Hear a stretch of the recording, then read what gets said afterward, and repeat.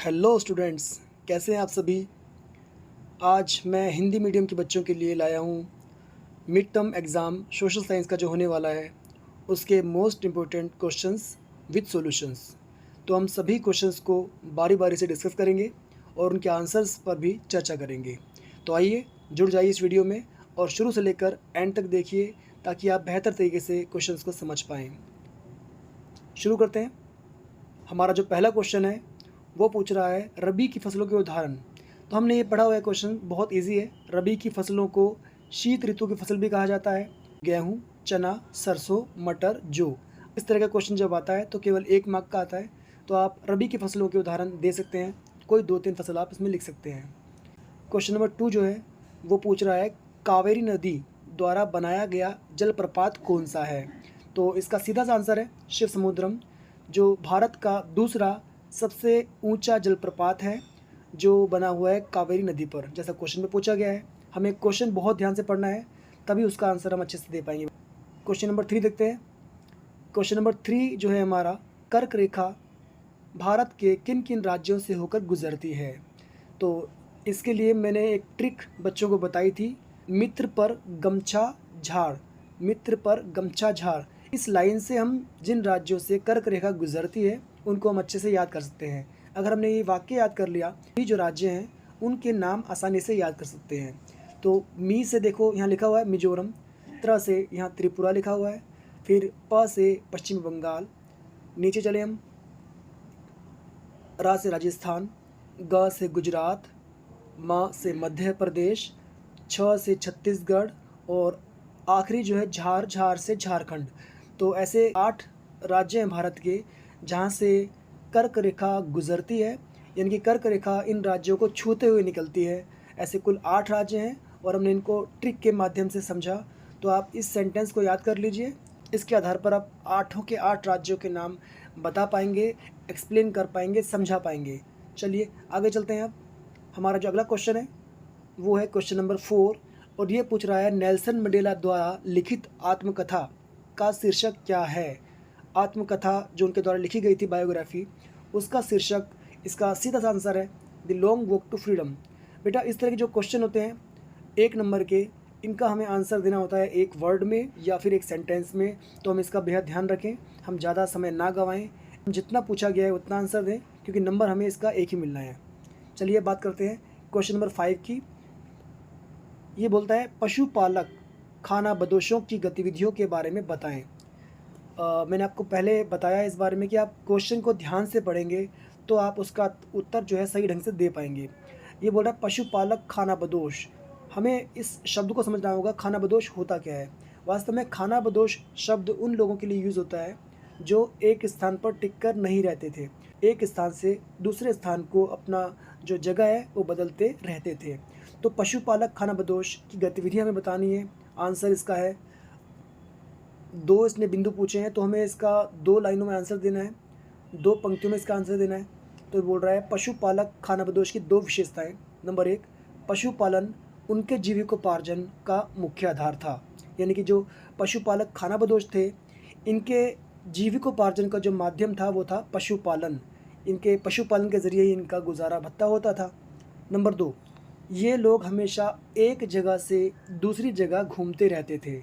इनकी जो गतिविधि थी वो निरंतर चलती रहती थी, ये एक जगह से दूसरी जगह लगातार स्थान बदलते रहते थे, इसीलिए इनको खानाबदोश कहा जाता है। तो ये थी पशुपालक खानाबदोश की 2 विशेषताएं या उनकी गतिविधियाँ। चलिए अब बात करते हैं अगले क्वेश्चन की, और ये पूछ रहा है, बहुत इंपॉर्टेंट क्वेश्चन है, 3 तरफ समुद्र से घिरे भूभाग को जो ज़मीन का हिस्सा है उसे क्या कहते हैं।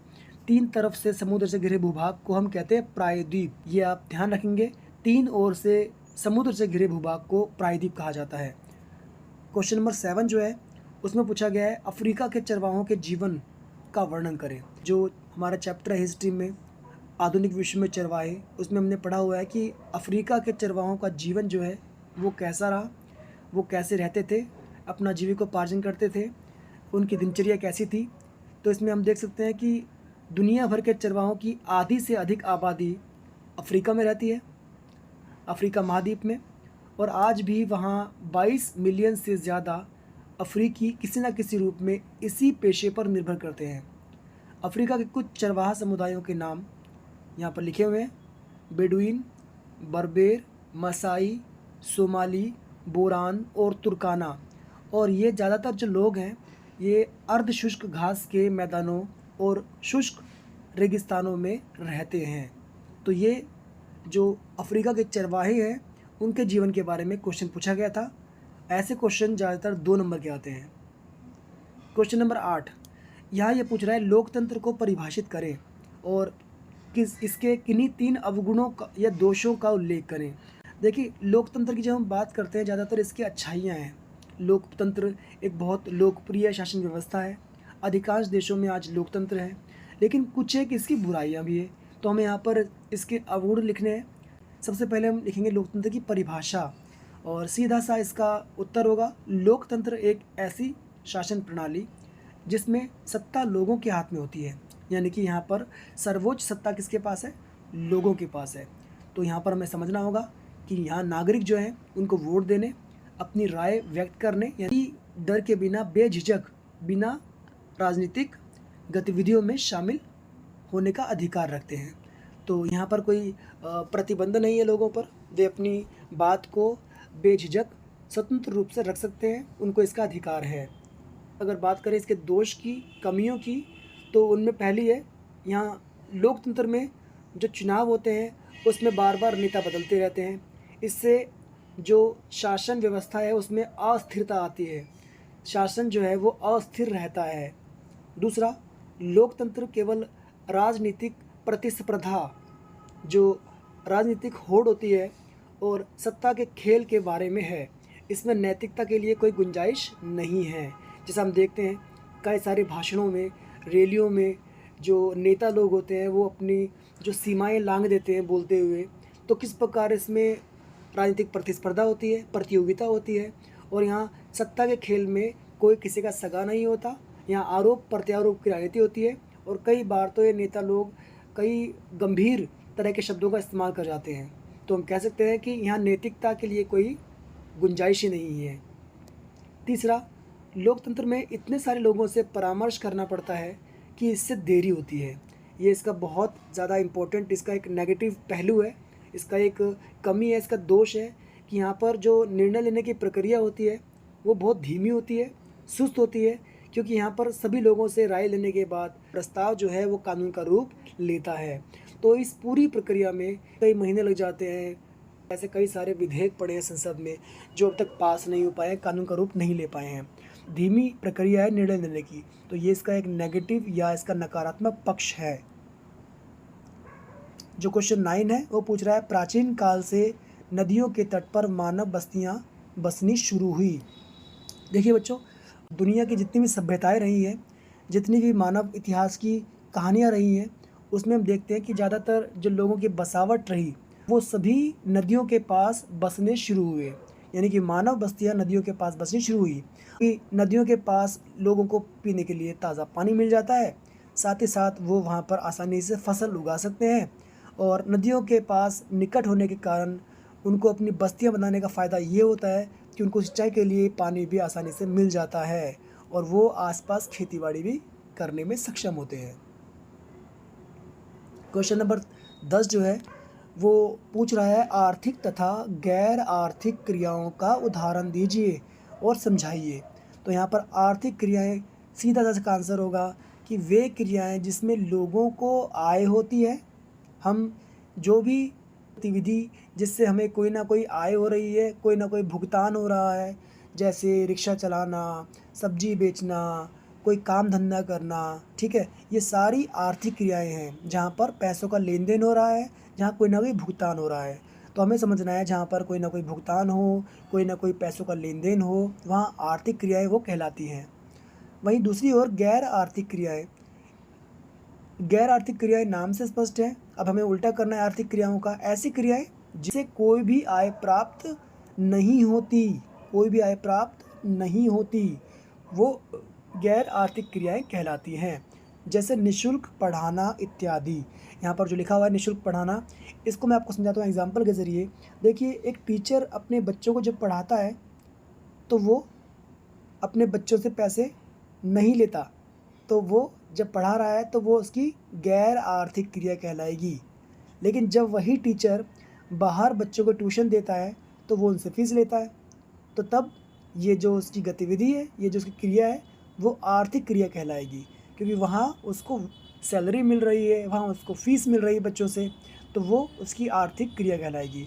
तो वो क्रियाएँ जहाँ पर आय की प्राप्ति होती है वो आर्थिक क्रियाएँ, जहाँ पर आय की प्राप्ति नहीं होती वो गैर आर्थिक क्रियाएँ। क्वेश्चन नंबर 11वें क्वेश्चन में अगर देखा जाए तो ये बोल रहा है टाइद और टाइल। हमें समझना होगा, जब टाइद और टाइल की बात आएगी तो ये सीधा कर संबंधी व्यवस्था की बात कर रहा है। देखिए, फ्रांस के समाज में 2 तरह के कर लिए जाते थे लोगों से, और वो थे टाइद और टाइल। ये 2 तरह के कर लोगों से लिए जाते थे, टाइद और टाइल। हमें समझना होगा कि टाइद कौन सा होता है और टाइल कौन सा होता है। सबसे पहले बात करते हैं हम टाइद के बारे में। टाइद जो है वो एक धार्मिक कर था। टाइद एक धार्मिक कर था जिसे चर्च वसूल करता था। यह कर किसानों से उनकी फसल के 10वें हिस्से के रूप में लिया जाता था। देखिए, हमें यहाँ 2-3 बात समझनी है। टाइद एक धार्मिक कर था, दूसरा चर्च इसको वसूलता था, तीसरा किसानों से उनकी फसल का 10वां हिस्से के रूप में इसको लिया जाता था, और चर्च की आय का ये मुख्य स्रोत भी था।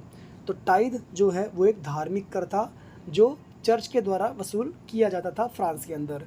किसानों को अपनी उपज का 10वां हिस्सा देना पड़ता था, ये था टाइद। अगर हम बात करें टाइल की, टाइल एक सीधा कर था, यानी कि प्रत्यक्ष कर था, जिसे राज्य को सीधे रूप में देना पड़ता था, और यह फ्रांस के राज्य करों में सबसे पुराना माना जाता था, बहुत पहले चल रहा था। और अगर देखा जाए तो टाइल की गणना स्वामित्व वाली संपत्ति और प्राप्त आय के मुताबिक की जाती थी, यानी कि यहाँ पर कोई ऐसा कुछ नहीं है कि 10वां हिस्सा देना पड़ेगा। यहाँ पर लोगों की आय और संपत्ति के हिसाब से लोगों को टाइल देना पड़ता था राज्य को सीधे रूप में, प्रत्यक्ष रूप में। तो ये था टाइल। अगला क्वेश्चन है रंग भेद क्या है। रंग भेद क्या है, समझाएं। रंग भेद की जब हम बात करते हैं तो हमारा ध्यान जाता है वो ज़्यादा दक्षिण अफ्रीका की तरफ। दक्षिण अफ्रीका में रंग भेद का बहुत ज़्यादा चलन रहा एक समय पर, और यहाँ लिखा हुआ है 1948 में एक नया कानून पारित किया गया जिसके आधार पर काले और गोरे लोगों को अलग अलग अधिकार प्राप्त थे। यानी कि काले और गोरे लोगों के बीच एक प्रकार से भेदभाव की प्रथा, भेदभाव किया जाना, यही रंग भेद था। और इसको 1948 के बाद से अफ्रीका में एक कानून के ज़रिए शुरू किया गया था। तो यहाँ पर अगर देखें हम, काले लोगों को गोरे लोगों की तुलना में बहुत कम अधिकार प्राप्त थे, दोनों के लिए अलग अलग व्यवस्थाएं की गई थी। और वास्तव में अगर देखा जाए तो काले गोरे लोगों को वहाँ पर अश्वेत और श्वेत कहकर बुलाया जाता था। श्वेत और अश्वेत, श्वेत मतलब गोरी चमड़ी वाले और अश्वेत मतलब काली चमड़ी वाले लोगों को, ठीक है। तो इन दोनों के लिए वहाँ पर अलग अलग प्रकार के सिस्टम होते थे, व्यवस्थाएं होती थी। और अगर देखा जाए तो गोरे लोग जो थे उनके पास कई सारे अधिकार होते थे, जबकि काले लोगों के पास अधिकार बहुत सीमित मात्रा में होते थे। तो इस नीति को वहाँ पर एक प्रकार से कहा जाए तो उनकी नस्लीय आधार पे, उनके वर्ण के आधार पे लोगों को बांट दिया गया। पृथक्करण की नीति इसको कहा जाता है, पृथक मतलब अलग करने की नीति कहा जाता है। तो रंग भेद जो है वो दक्षिण अफ्रीका में जुड़ा हुआ है। काले और गोरे लोगों के अधिकारों से संबंधित ये एक प्रकार का भेदभाव था। क्वेश्चन नंबर 13 में पूछता है प्राथमिक, द्वितीय और तृतीय क्षेत्र की गतिविधियों का उदाहरण दीजिए। यहाँ थोड़ा सा सही से नहीं लिखा हुआ है क्वेश्चन। हमें ये समझ आ गया कि प्राथमिक, द्वितीयक तथा तृतीयक क्षेत्र की गतिविधियों के बारे में ये क्वेश्चन पूछ रहा है। तो हमें प्राथमिक क्षेत्र के बारे में बताना है। यहाँ पर लिखा हुआ है क्लियरली, प्राथमिक क्षेत्र को कृषि क्षेत्र भी बोलते हैं, क्योंकि यहाँ हम कच्चे माल के रूप में वस्तुओं को प्राप्त करते हैं, कच्चे माल के रूप में। जैसे लिखा हुआ एग्जाम्पल, कृषि, वानिकी, पशुपालन, मछली पालन, मुर्गी पालन, खनन क्रियाएँ, ये सभी जो हैं प्राथमिक क्षेत्र में आती हैं। वहीं द्वितीयक क्षेत्र की हम बात करें तो यहाँ उत्पादन होता है, यहाँ विनिर्माण होता है, यहाँ कच्चे माल को बदल कर तैयार माल बनाया जाता है, और इसको हम कहते हैं विनिर्माण क्षेत्र, यानी कि औद्योगिक क्षेत्र, क्योंकि यहाँ पर वस्तुओं का निर्माण हो रहा है और वस्तु निर्माण ही विनिर्माण कहलाता है। इस क्षेत्र में जैसे हम बात करें गन्ने से चीनी बनाना, ये इसका उदाहरण है। गन्ने से चीनी बनाना ये द्वितीय क्षेत्र के अंतर्गत आएगा। गन्ना खेत से मिलता है हमको, तो गन्ना प्राप्त करना ये प्राथमिक गतिविधि, लेकिन जब गन्ने से चीनी बन जाती है तो ये द्वितीय क्षेत्र के अंतर्गत शामिल होता है। तृतीय क्षेत्र की हम बात करें, तृतीय क्षेत्र में तो यहाँ पर ना कोई उत्पादन होता और ना यहाँ कोई कच्चा माल प्राप्त होता। ये उपरोक्त दोनों ही क्षेत्रों के लिए सेवाएं देता है और इसे इसलिए सेवा क्षेत्र भी कहा जाता है। तृतीय क्षेत्र को सेवा क्षेत्र कहा जाता है, ये आप याद रखेंगे। और इस क्षेत्र में हम बात करें तो एग्जाम्पल दिए हुए हैं व्यापार, परिवहन, संचार, बैंकिंग, शिक्षा, स्वास्थ्य, बीमा, पर्यटन, ये सभी जो है ये सभी क्षेत्र जो है ये तृतीय क्षेत्र का हिस्सा है और ये सेवा क्षेत्र कहा जाता है। तो ये तीनों क्षेत्रों को आप ध्यान से पढ़ लेंगे, इस पर क्वेश्चन ज़रूर आएगा। एक क्वेश्चन आता है झीलों के महत्व को लेकर, झीलों का महत्व क्या है, और यहाँ पर पॉइंट वाइज बहुत सुंदर तरीके से लिखा हुआ है कि भाई ये नदी के बहाव को नियंत्रित करती हैं झीलें, अधिक वर्षा के समय बाढ़ को रोकती है। ठीक है। तीसरा पॉइंट बोलता है ये जल विद्युत उत्पादन के लिए ये काफ़ी कारगर होती हैं, ये अपने आसपास की जलवायु को बहुत मृदु बनाती है और जलीय परितंत्र को एक प्रकार से बैलेंस बनाए रखती है, संतुलन बनाए रखती है, और साथ ही साथ ये प्राकृतिक सुंदरता उसको बढ़ाती है और टूरिज़्म जो पर्यटन है उसको भी ये काफ़ी बढ़ावा देती है और मनोरंजन के लिए भी अच्छा स्थान होता है। झीलें अपने आप में सुंदरता का एक विशेष दृश्य बनाती हैं, तैयार करती हैं। तो झीलों का विशेष महत्व है हमारे देश में, भारत में अगर देखा जाए तो झीलों का विशेष महत्व है। अगला क्वेश्चन है क्वेश्चन नंबर 16 और ये हिस्ट्री का फ्रेंच रिवॉल्यूशन चैप्टर से ये पूछ रहा है कि 18वीं शताब्दी में लुई 16वां के राज्यारोहण मतलब जब लुई 16वां ने गद्दी संभाली, जब उसको राज सिंहासन मिला, उस समय फ्रांस की आर्थिक स्थिति कैसी थी, इसका वर्णन करें। तो इस तरह का क्वेश्चन अगर 3 नंबर का आता है तो आपको यहाँ पर 3 बिंदु लिखने हैं, ज़्यादा आपको नहीं लिखना। तो देखते हैं जब लुई 16वां राजा बने, एक तो बहुत कम उम्र में राजा बन गए थे वो, तो उस समय फ्रांस की स्थिति भी ज़्यादा अच्छी नहीं थी, फ्रांस की स्थिति बहुत ख़राब थी, फ्रांस की जो आर्थिक स्थिति थी वो बहुत खस्ता हालत में थी। यहाँ देखिए हम, पहला, लंबे युद्धों के कारण फ्रांस का राजकोष खाली हो गया था, लगभग वहाँ कंगाली छा गई थी। दूसरा, जब लुई 16वां सत्ता में आए तो वहाँ देखा गया कि भाई उस समय ना केवल राजकोष खाली है बल्कि ब्रिटिशर्स के खिलाफ युद्ध लड़ा फ्रांस की सेना ने और अमेरिकियों का साथ दिया। इस युद्ध के कारण फ्रांस के ऊपर बहुत ज़्यादा कर्जा हो गया था और फ्रांस लगभग दिवालिया होने की कगार पर आ गया था। नंबर 3, फ्रांस की कर व्यवस्था बहुत दोषपूर्ण थी। समाज दो ऊपरी वर्ग सारी मलाई खा रहे थे, प्रथम एस्टेट और द्वितीय एस्टेट, इन दोनों को जन्मजात विशेष अधिकार मिले हुए थे और ये कोई भी कर नहीं चुकाते थे, ये सभी करों से मुक्त थे। और सारा का सारा करों का बोझ किसके ऊपर था? तृतीय एस्टेट के ऊपर, तीसरे वर्ग के ऊपर यानी किसानों पर और आम जनसाधारण पर। चौथा बोलता है कि फ्रांस में कर निश्चित नहीं थे, कर कोई तय नहीं थे, इन्हें कभी भी राजा अपनी मन मर्जी से बढ़ा सकता था। तो ये भी एक बहुत बड़ा इसका एक नेगेटिव पॉइंट था कि जब मर्जी राजा जो था वो कर व्यवस्था में बदलाव कर सकता था। 16वां क्वेश्चन बोल रहा है नदी प्रदूषण के लिए उत्तरदायी किन्हीं 3 कारकों का उल्लेख करें। इसको आप इस तरीके से समझ सकते हैं कि नदी प्रदूषण के लिए कौन से कारक जिम्मेदार हैं। तो इसको सिंपली हम समझें अगर, तो इसका आंसर लिखा हुआ है कि नदी प्रदूषण के लिए बहुत सारे कारण जिम्मेदार हैं। शहरों में बढ़ती आबादी एक, और नदियों में गंदा पानी, कूड़ा कचरा, मल इत्यादि बहाया जाना। हम देखते हैं कि शहरों में ज़्यादातर जो नाले हैं, जो गंदे पानी के स्रोत हैं, उन सभी का जो मुहाना होता है, जहाँ पर वो ख़त्म होते हैं, जहाँ उनको छोड़ा जाता है पानी को, वो सारा ज़्यादातर नदियों में छोड़ा जाता है। इस चक्कर में क्या हो रहा है कि हमारी नदियाँ जो हैं बहुत ज़्यादा दूषित होती जा रही हैं, प्रदूषित होती जा रही हैं। इसके अलावा नंबर 3 जो है वो धार्मिक अनुष्ठान की बात कर रहा है। भारत जो है एक ऐसा देश है जहाँ पर अलग अलग धर्म और संप्रदाय के लोग रहते हैं, तो यहाँ लोगों के लिए धार्मिक चीज़ें, धार्मिक जो रिवाज़ है उसको निभाना बहुत ज़रूरी होता है, ऐसा लोग मानते हैं। तो लोग धर्म के नाम पर भी कई सारे हमारे जो प्राकृतिक स्रोत हैं उनको कहीं न कहीं बर्बाद कर रहे हैं। जैसा अगर हम देखें कई सारी पूजा पाठ में चूड़ियाँ वग़ैरह, प्लास्टिक वग़ैरह, मूर्तियाँ वग़ैरह पानी में बहाई जाती है। इसके अलावा हम देखते हैं कि बहुत सारे घाट जो है गंगा के, वहाँ पर लोगों के धर्म, लोगों की आस्था का एक बहुत गंभीर विषय है। लेकिन दूसरा पक्ष इसका ये भी है कि इसके कारण हमारे जो नदी स्रोत हैं, जो जल के स्रोत हैं, वो लगातार प्रदूषित होते जा रहे हैं। तो इस बारे में हमें ज़रूर गंभीर रूप से सोचना होगा। नंबर चौथा पॉइंट जो है इसका नदी प्रदूषण के कारण जो है, उसमें अगला पॉइंट है औद्योगिक अपशिष्ट जो है, जो उद्योगों से निकलने वाला कूड़ा कचरा है वो भी लगातार नदियों में बहाया जा रहा है, जिससे हमारे जल स्रोत लगातार प्रदूषित हो रहे हैं। पाँचवा पॉइंट बोलता है शवों का विसर्जन। घाटों पर, नदियों में धर्म के रीति रिवाज लोगों के लिए सर्वोपरि हैं। लोग अपने अपने धर्म को सर्वोच्च मानते हैं, सुपीरियर मानते हैं और उसको अनुपालन करते हैं। तो ये भी ज़रूरी है लोगों के लिए उसका अनुपालन करना।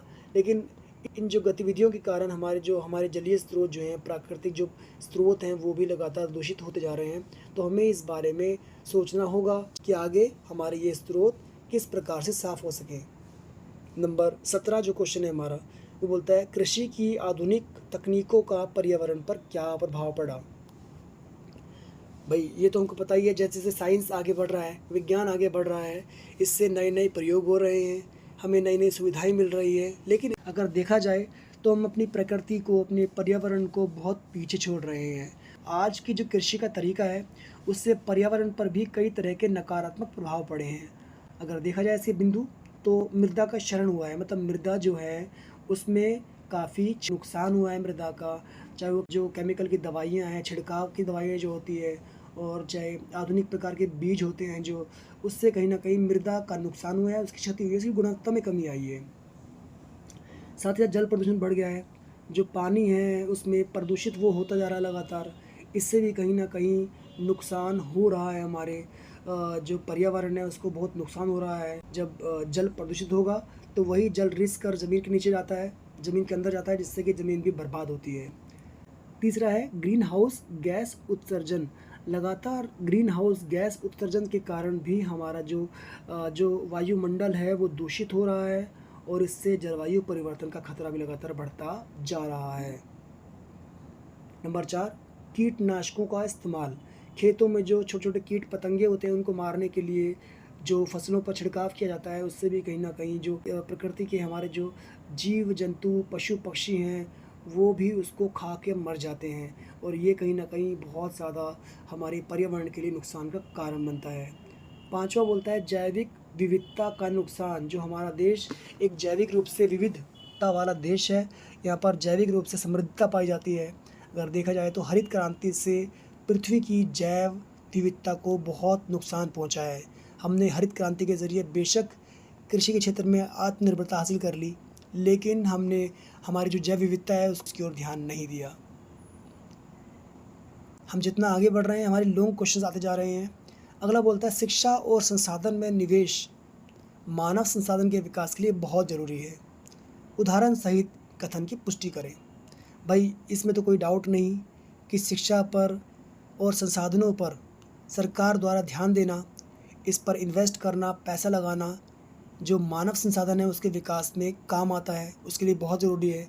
सरकार नए नए स्कूल खोले, नए नए कॉलेज खोले, संस्थान खोले। साथ ही साथ सरकार अलग अलग संसाधनों पर ध्यान दे, चाहे वो पर्यावरण संसाधन हो, चाहे वो स्वास्थ्य क्षेत्र हो। तो शिक्षा, स्वास्थ्य, अलग अलग क्षेत्रों में ध्यान देकर सरकार निवेश करती है, तो भविष्य में इसके अच्छे परिणाम देखने को मिल सकते हैं। इससे मानव संसाधन विकास होगा। तो स्वास्थ्य क्षेत्र का विकास अगर किया जाए, शिक्षा पर काम किया जाए, तो इससे अर्थव्यवस्था के लिए भी काफ़ी उपयोगी साबित हो सकता है। क्योंकि इसमें कोई दो राय नहीं कि लोग जितने स्वस्थ होंगे, जितने हष्ट-पुष्ट होंगे, हेल्दी होंगे, उतना ही वो अधिक काम करने में सक्षम होंगे, और अगर वो अधिक काम करेंगे तो देश का उत्पादन बढ़ेगा तो उनकी आय भी बढ़ेगी, देश की उन्नति से अपने आप होगी। साथ ही साथ शिक्षा और संसाधन में निवेश का फ़ायदा ये भी होता है, जब लोग स्वस्थ हो जाते हैं, लोग हेल्दी होते हैं, तो वो ज़्यादा अपने देश के लिए काम आते हैं। एक प्रकार से वो देश की पूंजी बन जाते हैं और उत्पादक बन जाते हैं और वो ज़्यादा कमाई करते हैं और कमाई करने के बाद फिर उनकी खर्च करने की क्षमता भी बढ़ जाती है और इसका सीधा संबंध देश के विकास से है। बेटा अगला हमारा क्वेश्चन है 19वां और ये पूछ रहा है उपनिवेश सरकार द्वारा पशुपालकों पर क्या क्या प्रतिबंध लगाए गए थे। देखिए, उपनिवेश सरकार यानी कि जो किसी देश पर राज करती है, किसी देश को गुलाम बनाए रखती है, उसके द्वारा उस देश के लोगों पर तरह तरह के नियम कायदे कानून थोप दिए जाते थे। ठीक है, तरह तरह के प्रतिबंध उन पर लगा दिए जाते थे, जिससे उनकी रोज़मर्रा की लाइफ है, जो जीवन है उनका, वो काफ़ी प्रभावित होता था। तो अगर हम बात करें जो चरवाहों का जीवन है, जिनका जीवन यापन उनके मवेशियों पर, उनके पशुओं पर निर्भर करता था, क्योंकि वो खानाबदोश थे, एक स्थान से दूसरे स्थान को जाते रहते थे। लेकिन जब उपनिवेशी सरकारें आई, उपनिवेशी सरकारों ने उन पे तरह तरह के प्रतिबंध लाने शुरू कर दिए। जंगलों में उनकी जो बेरोक टोक उनकी गतिविधि होती थी, उस पर तरह तरह के प्रतिबंध लगा दिए। उनको अनुमति नहीं दी गई और नज़र रखी जाने लगी। फॉरेस्ट गार्ड तैनात कर दिए गए जो उन पर नज़र रखते थे। तो एक तरह से कहा जाए तो उनका जो स्वतंत्र रूप से उनकी गतिविधि होती थी जंगलों में, वनों में, उस पर तरह तरह के उपनिवेशिक सरकारों द्वारा नियम लगा दिए गए। और अगर वो लोग नियम तोड़ते थे, स्थानीय लोग, तो उनको प्रताड़ित करना, उन पर अत्याचार करना, उन्हें दंड देना। तो हम कह सकते हैं कि जो चरवाही लोग थे, जो आम जनमानस थे, उनके जीवन पर औपनिवेशिक कानूनों का गहरा असर पड़ा। अगला क्वेश्चन है हमारा, फ्रांसीसी क्रांति से निकले विचारों ने संसार को प्रभावित किया। देखिए बेटा, हमने मालूम है कि फ्रांसीसी क्रांति हुई थी 1789 में और फ्रांसीसी क्रांति ने दुनिया के अलग अलग देशों को एक प्रकार से प्रोत्साहित किया। अलग अलग देशों के लिए फ्रांसीसी क्रांति एक मिसाल के रूप में उभरी कि कैसे निरंकुश शासन के खिलाफ आवाज़ उठाई जा सकती है। वास्तव में अगर देखा जाए तो फ्रांसीसी क्रांति ने दुनिया को 3 विचार दिए या 3 संदेश दिए, जिसमें समानता, स्वतंत्रता और बंधुत्व जैसे विचार शामिल हैं। तो समानता, स्वतंत्रता और बंधुत्व के विचार, जिसने कहीं ना कहीं फ्रांसीसी क्रांति को अमर बना दिया। कई देशों में समानता, स्वतंत्रता और बंधुत्व के विचार फ्रांसीसी क्रांति से ही अपनाए गए। तो एक प्रकार से अलग अलग देशों में चेतना का भाव पैदा हुआ फ्रांसीसी क्रांति के बाद। अब लोगों को हिम्मत आ गई कि वो भी अपने यहाँ पर तानाशाही सरकारों, निरंकुश सरकारों के खिलाफ आवाज़ उठा सकते हैं। दूसरा इसका पॉइंट होगा, मानव और नागरिक अधिकारों की घोषणा की गई, जिसके तहत सभी लोगों को जन्म से ही समान अधिकार मिले। तो अलग अलग देशों में समानता को लेकर, स्वतंत्रता को लेकर बातें होने लगी फ्रांस की क्रांति के बाद। तीसरा, महिलाएं जो अब तक दरकिनार रखी जाती थी, महिलाओं की जो भूमिका नहीं थी, अब महिलाओं को भी अधिकार मिले, इस पर चर्चा होने लगी। और महिलाओं को जो अपनी मर्ज़ी से शादी करने का अधिकार दिया जाए और तलाक लेने संबंधी अधिकार दिए जाएं, इस पर भी बात होने लगी। तो फ्रांसीसी क्रांति ने महिलाओं के लिए भी एक प्रकार से एक नई रोशनी दी। चौथा, फ्रांसीसी क्रांति ने सामंतवाद का भी खात्मा कर दिया। अलग अलग देशों में सामंतवादी जो व्यवस्था थी उसका अंत कर दिया। पांचवा, यूरोपीय देशों के साथ साथ एशियाई देशों में भी राजशाही और निरंकुशता के खिलाफ वातावरण तैयार हुआ, एक प्रकार का माहौल बन गया। तो चाहे भारत हो या अन्य देश हो, वहाँ पर भी, एशियन देशों में भी राजशाही और निरंकुशता का जो शासन था उसके खिलाफ माहौल बन गया और ये सब माहौल बना फ्रांस की क्रांति के बाद। छठा, निरपेक्ष राजतंत्र का पतन हुआ और नए गणतंत्र और उदार प्रजातंत्र बनने शुरू हुए। ये सब फ्रांस की क्रांति के बाद ही हुआ। सातवां, क्रांतिकारी विचारों का फैलाव हुआ, अलग अलग देशों में क्रांतिकारी विचार जन्मे। आठवां, राष्ट्रवाद का उदय हुआ। राष्ट्रवाद के जो बीज थे वो वास्तव में फ्रांस की क्रांति के बाद ही अलग अलग देशों में पैदा हुए। 21वां क्वेश्चन बोल रहा है, फ्रांस में 1791 के संविधान की किन्हीं 5 विशेषताओं को बताएं। तो ये क्वेश्चन जो है 5 नंबर का है बेटा। जो हम पढ़ रहे हैं क्वेश्चन, अब ये 5 नंबर के लॉन्ग क्वेश्चन हैं। इनका हमें आंसर देना होता है 100 शब्दों से लेकर 120 शब्दों में। अगर हम पॉइंट वाइज करते हैं तो बहुत अच्छा रहेगा। अगर हमको क्वेश्चंस का आंसर अच्छे से नहीं आता है, थोड़ा बहुत आइडिया है, तो हम उसको समरी वाइज करेंगे, पूरा एक्सप्लेन करेंगे पैसेज वाइज। बट हमें अगर अच्छे से उसका आंसर मालूम है तो हम पॉइंट वाइज जाएंगे। अब इसमें क्वेश्चन पूछा है, ये भी फ्रांसीसी क्रांति वाले चैप्टर से दिया हुआ है। 1791 में जो नया संविधान आया था फ्रांस में, उसकी 5 विशेषताएं पूछी है इसने, तो हमें बतानी है 5 विशेषताएं। यहाँ पर लिखी है कि 1791 के संविधान ने कानून बनाने की शक्ति दी राष्ट्रीय सभा को, जो आपने पढ़ा है नेशनल असेंबली को, जो अप्रत्यक्ष रूप से चुनी जाती थी। तो अब जो कानून बनाने की शक्ति है जो पहले राजा के पास थी, अब वो मिल गई नेशनल असेंबली को, राष्ट्रीय सभा को। दूसरा, इसमें नागरिक निर्वाचकों के एक समूह के लिए वोट देते थे और फिर बाद में ये निर्वाचकों समूहों का मंडल जो था वो नेशनल असेंबली का चुनाव करता था। लेकिन फिर भी इस व्यवस्था के अंतर्गत इस नए संविधान में सभी नागरिकों को वोटिंग का अधिकार नहीं था। ये इसकी एक विशेषता है। तीसरा, केवल 25 वर्ष से अधिक आयु के पुरुषों को, यहाँ ध्यान देंगे बच्चे, केवल पुरुषों को जिनकी आयु 25 वर्ष से ऊपर की थी और जिन्होंने कम से कम एक मजदूर के वेतन के 3 दिनों के बराबर का कर दिया हो, उसे सक्रिय नागरिक माना गया और बाकी लोगों को निष्क्रिय नागरिक माना गया। तो यहाँ 2 तरह के नागरिक बांट दिए गए, सक्रिय नागरिक और निष्क्रिय नागरिक। सक्रिय नागरिक उन्हें कहा गया जो कम से कम अपने वेतन के 3 दिनों के बराबर कर का भुगतान किया करते थे, उन्हें कहा गया सक्रिय नागरिक, अर्थात वे ही लोग वोट देने के हकदार थे। यहाँ पर निष्क्रिय नागरिकों को वोट देने का अधिकार नहीं था। केवल सक्रिय नागरिक ही ऐसा दर्जा प्राप्त कर पाते थे कि वो वोट डाल सकते हैं, कि अगर वो 3 दिन की अपनी दिहाड़ी के बराबर कर देते थे तभी उन्हें सक्रिय नागरिक कहा गया। इसके अलावा जो बाकी पुरुष और सभी महिलाओं को निष्क्रिय नागरिक के रूप में अलग रखा गया, तो इनको यानी कि वोटिंग का अधिकार नहीं था। केवल सक्रिय नागरिक वोट डाल सकते थे, और सक्रिय मतलब जो 3 दिन की अपनी कमाई के बराबर कर चुकाते थे। पांचवा बोल रहा है, एक निर्वाचक और फिर सभा के सदस्य के रूप में पात्र होने के लिए उच्च करदाताओं के श्रेणी में होना चाहिए होता था। अगर नेशनल असेंबली का मेंबर चुना जाना है, अगर आपको निर्वाचक मंडल में बतौर प्रतिनिधि बनना होता था, तो इसके लिए आपको उच्च करदाता यानी कि आपको ज़्यादा से ज़्यादा कर जो है वो चुकाना होता था, तभी आप जो है नेशनल असेंबली में यानी कि राष्ट्रीय सभा का हिस्सा बन सकते थे। तो हम यहाँ समझ सकते हैं कि किस प्रकार नए संविधान बनने के बाद भी फ्रांस में एक प्रकार से जो भेदभाव था वो बना हुआ था। अमीर लोगों की ही ज़्यादा सुनी जाती थी, उन्हीं को ज़्यादा अवसर दिए जाते थे। अगला क्वेश्चन बेटा, पालमपुर के लोग किस तरह की गैर कृषि गतिविधियों में लगे हुए हैं?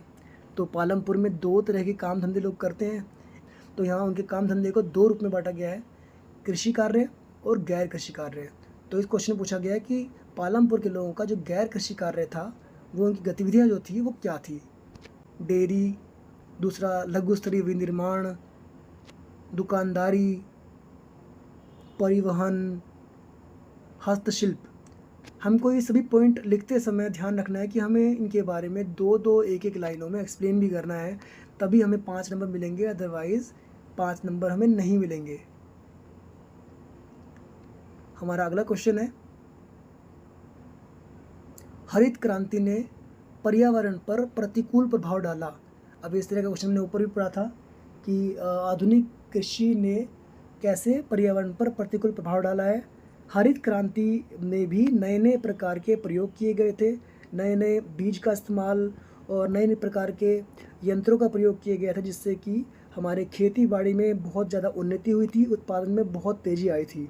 लेकिन इस प्रयोग के कारण हमारे पर्यावरण पर काफ़ी गहरे असर पड़े, उस पर काफ़ी गहरा प्रभाव पड़ा, जिनमें से कुछ एक यहाँ पर दिए हुए हैं, जो इस क्वेश्चन में पूछा गया है कि क्या क्या प्रभाव पड़े। जो प्रतिकूल प्रभाव, जो इसके नेगेटिव, जो इसके इम्पैक्ट थे, वो बताने हमको कि इसका विपरीत प्रभाव क्या पड़ा। हरित क्रांति ने मिट्टी की गुणवत्ता को खराब कर दिया, उसमें कमी आ गई।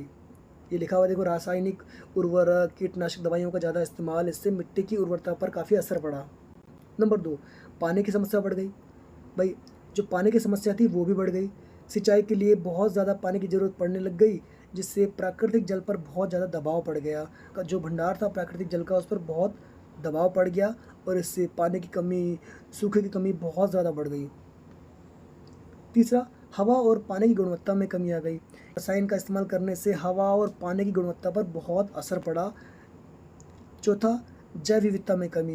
ये हमने पहले पढ़ा भी था कि हरित क्रांति के कारण जो अलग अलग फसलें थी, जो पारंपरिक कृषि थी, नई नई पद्धतियों का विकास हुआ, इससे जैव विविधता पर भी काफ़ी असर पड़ा। नंबर 5, पशुओं पर असर।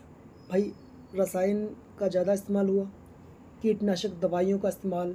अब जब ये दवाइयाँ छिड़काव की जाती थी तो पशु कई बार उनको खा लेते थे चारे के रूप में, तो इससे पशुओं पर भी, उनके सेहत पर भी बहुत असर पड़ा।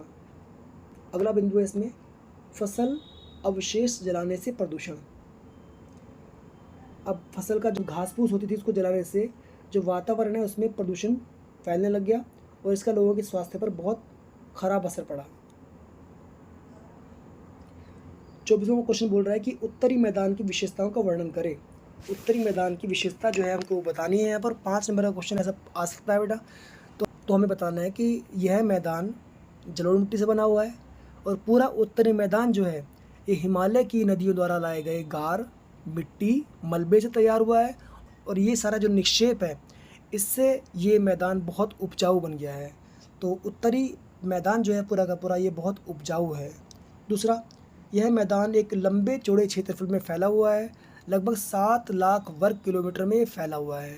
ये आप ध्यान से पढ़ लेंगे कि ये बहुत विस्तृत रूप में ये मैदान फैला हुआ है। नंबर 3, समृद्ध मृदा के आवरण, यानी कि यहाँ पर अच्छी खासी मिट्टी पाई जाती है, भरपूर पानी की मात्रा है और अनुकूल जलवायु है। तो इन सब के कारण यहाँ बहुत अधिक उपजाऊ जो भाग है ये, इस कारण यहाँ पर जनसंख्या घनत्व भी बहुत ज़्यादा है। भाई जनसंख्या को क्या चाहिए, खेतीबाड़ी अच्छे से हो जाए, पानी की व्यवस्था हो, जलवायु अच्छी हो, बस और क्या चाहिए, मिट्टी उपजाऊ हो। तो यहाँ पर वो सारी चीज़ें हैं, इस कारण यहाँ जनसंख्या घनत्व बहुत ज़्यादा है। घनत्व से होता है अभिप्राय कि प्रति वर्ग किलोमीटर पर कितने लोग रहते हैं प्रति वर्ग किलोमीटर पर, उससे जनसंख्या घनत्व का माप निकाला जाता है। चौथा बोलता है उत्तरी मैदान के पश्चिमी भाग को पंजाब कहा जाता है। अगर आप मैप में देखेंगे तो उत्तरी मैदान जो है पूरा का पूरा जो उसकी जो लंबाई है पश्चिम से लेकर पूर्व तक, तो जो पश्चिम का सिरा है उसको हम बोलते हैं पंजाब। ये हमें ध्यान रखना है। तो उत्तरी मैदान के पश्चिमी भाग को पंजाब कहा जाता है। अगला बोल रहा है गंगा का मैदान घग्गर एवं तीस्ता नदियों के बीच स्थित है। इसमें हम कह सकते हैं कि उत्तरी मैदान जो है वो गंगा नदी और उसकी सहायक नदियों से तैयार हुआ है और यहाँ की जो प्रमुख नदी है वो गंगा नदी है और उसके अलावा उसकी बहुत सारी अन्य सहायक नदियाँ भी है। कोसी नदी, गंडक नदी, यमुना नदी, बहुत सारी नदियाँ हैं जिससे पूरा उत्तरी मैदान जो एक बड़ा विशाल मैदान है ये उपजाऊ बनकर तैयार हुआ है। इसका अगला बिंदु आप लिख सकते हैं कौन कौन से राज्यों तक फैला हुआ है। तो हरियाणा, दिल्ली, यूपी, बिहार, झारखंड, पश्चिम बंगाल तक फैला हुआ है ये पूरा का पूरा उत्तरी मैदान। तो 5 नंबर का था ये क्वेश्चन। तो आपको 5 पॉइंट करने हैं जो आपको अच्छे से मालूम हो। यहाँ पर 6 लिखे हुए हैं तो आप चाहो तो 5 लिख सकते हैं। हमारा जो 25वां क्वेश्चन है वो बोलता है भारत के प्रायद्वीपीय पठार की विशेषताओं का वर्णन करें। अगर आपने देखा होगा भारत का मैप, उसमें जो नीचे का हिस्सा है ये वाला हिस्सा जो है पूरा का पूरा ये प्रायद्वीपीय पठार है। ठीक है, तो ऊपर पढ़ा भी था कि 3 ओर से समुद्र से घिरे भूभाग को क्या कहा जाता है। तो ये जो बीच का हिस्सा है हमारा ये प्रायद्वीप कहलाता है। तो अब ये पूछा है क्वेश्चन इसने कि प्रायद्वीपीय पठार उत्तरी मैदानों के दक्षिण में स्थित जो है उसकी विशेषता आपको बतानी है। ठीक है, तो क्वेश्चन को ध्यान से पढ़ना है तभी उसका उत्तर हम सही ढंग से दे पाएंगे। तो विशेषता इसकी क्या है? विशेषता इसकी है प्रायद्वीपीय पठार धीरे धीरे उठने वाली गोलाकार पहाड़ियों और चौड़ी उथली घाटियों वाला एक पठार है। तो यहाँ पर बहुत सारी गोलाकार पहाड़ियाँ हैं और काफ़ी सारी घाटियाँ भी है। वास्तव में अगर देखा जाए तो पठार जो होता है भूमि का उभरा हुआ हिस्सा होता है। ठीक है, तो एक प्रकार से इसकी जो आकार जो इसकी जो संरचना है वो कुछ त्रिकोणीय आकार में बना हुआ है। ये पूरा का पूरा जो प्रायद्वीपीय पठार है इसकी जो रूपरेखा है, जो इसकी जो प्रवृत्ति है, अगर आप देखें मैप में तो ये आकार में एक त्रिकोणीय प्रकार से बना हुआ है। ये इसकी विशेषता है। दूसरा, अगर बात करें हम, भारत का सबसे पुराना और सबसे स्थिर भूभाग है। स्थिर का मतलब कि ज़्यादा हलचल यहाँ नहीं होती है।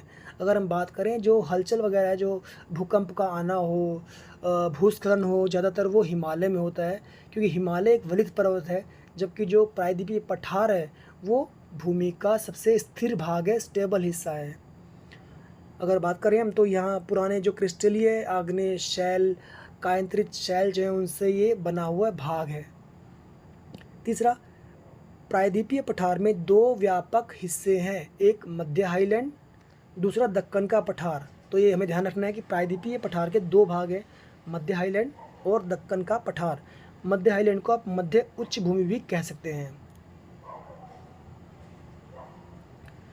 चौथा है यहाँ पर, यह उत्तर में चौड़ा आधार वाला एक त्रिकोणीय भूभाग है और दक्षिण की ओर यह पतला होता जाता है। अगर हम भारत का मैप देखें तो मैप से भी काफ़ी हद तक समझ पाएंगे कि जो यहाँ पर जो बीच का हिस्सा है ये ऊपर से चौड़ा और नीचे से पतला होता जाता है। तो हमारा जो प्रायद्वीपीय पठार है वो भी कुछ इस आकृति में है। अगला जो पॉइंट वो बोल रहा है, इसका निर्माण लावा प्रवाह के कारण हुआ है, इसलिए इसका अधिकांश भाग ज्वालामुखी मूल की बेसाल्टिक चट्टानों से बना है। तो हमें ये याद रखना है अच्छे से। छठा बोल रहा है, दक्कन का पठार पश्चिम में पश्चिमी घाट और पूर्व में पूर्वी घाट से घिरा हुआ है। ये हमने अभी पढ़ा था ऊपर कि प्रायद्वीपीय पठार के 2 हिस्से हैं, एक मध्य उच्च भूमि या मध्य हाईलैंड और दूसरा दक्कन का पठार। तो दक्कन का पठार जो है पश्चिम में पश्चिमी घाट और पूर्व में पूर्वी घाट से घिरा हुआ है। हमने अगर मैप को देखें मैं अच्छे से तो मैप में यहाँ पर ये पश्चिमी घाट और ये पूर्वी घाट है। सातवां बोलता है, दक्कन के पठार का काली मिट्टी वाला क्षेत्र दक्कन ट्रैप के नाम से जाना जाता है। तो ये हम सारे पॉइंट याद कर लेंगे। तो बेटा इन सभी क्वेश्चंस को हम अच्छे से देख लेंगे, समझ लेंगे, पढ़ लेंगे, तैयारी कर लेंगे, तो हमारा जो आने वाला एग्ज़ाम है मिड टर्म का वो हम अच्छे से कर पाएंगे। बेटा थोड़ी वीडियो लंबी हो गई क्योंकि हमने क्वेश्चंस के आंसर एक्सप्लेन किए और मुझे उम्मीद है कि आपको क्वेश्चंस के आंसर समझ आए होंगे और आप अपना एग्ज़ाम भी अच्छे से दे सकेंगे। इसके अलावा मैं एक वीडियो और अपलोड करूँगा हिंदी मीडियम वालों के लिए ही, उसमें भी एक प्रकार का जो हमारा क्वेश्चन बैंक होगा 25 क्वेश्चंस का वो मैं अपलोड करने वाला हूँ। वो भी आप अच्छे से देख लें और अपनी तैयारी करें। अगर आपको वीडियो पसंद आई है तो चैनल को लाइक करें, सब्सक्राइब करें और बाकियों को भी शेयर करें। जल्दी ही मैं दूसरी वीडियो आपके लिए तैयार करूँगा, उसे भी आप ध्यान से देख लें और समझ लें। अगर आप ये सारी वीडियो अच्छे से देख लेंगे, समझ लेंगे तो आपका जो मिड टर्म का सोशल साइंस का पेपर है वो बहुत अच्छा जाने वाला है। तो अपना बहुत बहुत ध्यान रखें और तैयारी करते रहें। आप सभी को ऑल द वेरी बेस्ट।